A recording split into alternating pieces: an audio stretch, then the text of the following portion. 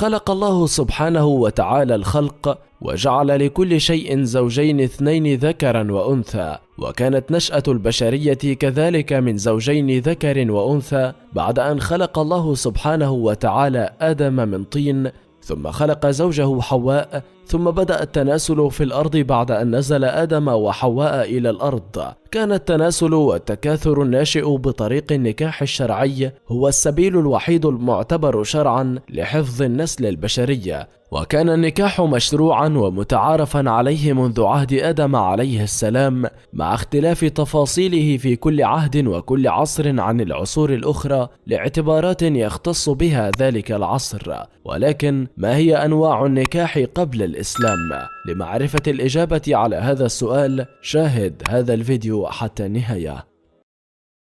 لقد أخذ النكاح قبل الإسلام أشكالا وعلى منوال ابتذال المرأة عند بعض العرب، وكان ذلك قبل الإسلام. تعددت أنكحتهم بين نكاح بغي ومقت، وكذلك استبضاع وبدل ومتعة، وكذلك نكاح البعولة الذي ينشأ بالخطبة والمهر والعقد، وقد أقره الإسلام ودعاه بالزواج الشرعي. إن الزواج عند أهل الجاهلية كان غريب، وفيما يدعو للغرابة للتعجب، لا سيما الصور الثلاثة الأخيرة الآتية في هذا الحديث.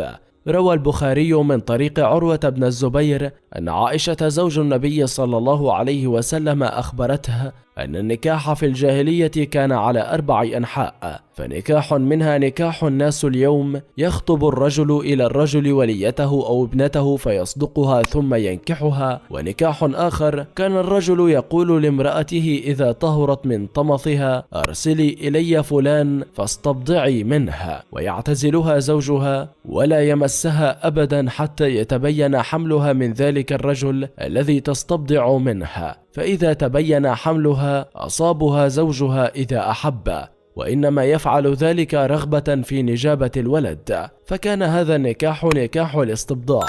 ونكاح آخر يجتمع الرهط ما دون 10 فيدخلون على المرأة كلهم يصيبها، فإذا حملت ووضعت ومر عليها ليال بعد أن تضع حملها أرسلت إليهم، فلم يستطع رجل أن يمتنع حتى يجتمع عندها تقول لهم قد عرفتم الذي كان من أمركم، وقد ولدت فهو ابنك يا فلان، تسمي من أحبت باسمه، فيلحق به ولدها ولا يستطيع أن يمتنع منه الرجل.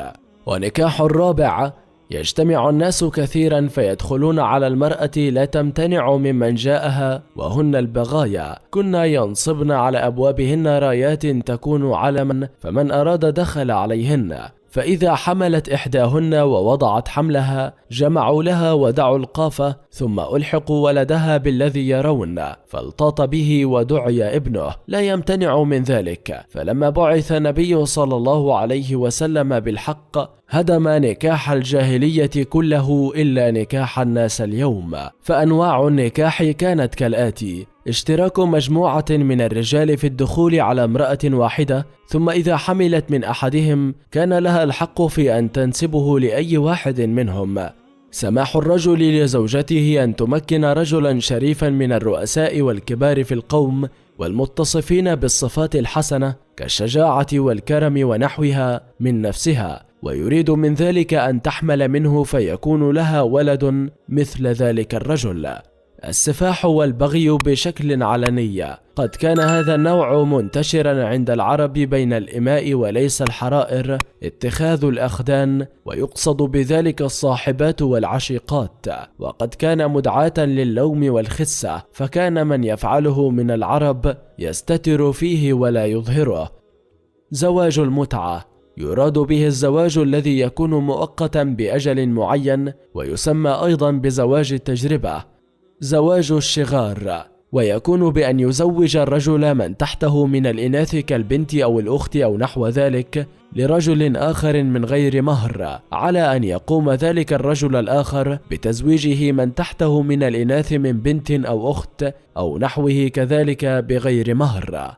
وأما المرتقون من العرب كقريش فكان نكاحهم هو الذي عليه المسلمون وبعض الشعوب الراقية من الخطبة والمهر والعقد، وهو الذي أقره الإسلام مع إبطال بعض العادات الظالمة للنساء التي كان فيها استبداد في تزويجهن كرها أو عضلهن أي منعهن من الزواج أو كذلك أكل مهورهن، وكذا تعددهن بغير حد في العدد ولا قيد في المصلحة ولا شرط في العدل ولا في الحقوق. وأبطل الإسلام كل المظالم الخالصة وقيد منها ما فيه وجهان بما يرجح المصلحة على المفسدة والعدل على الظلم. هذا والله تعالى أعلى وأعلم، وصلى الله على سيدنا ونبينا محمد وعلى آله وصحبه وسلم. أعزائنا المشاهدين، لا تنسوا الإعجاب بالفيديو والاشتراك في القناة تشجيعا لنا لنستمر في نشر المزيد من الفيديوهات. دمتم في رعاية الله وأمنه.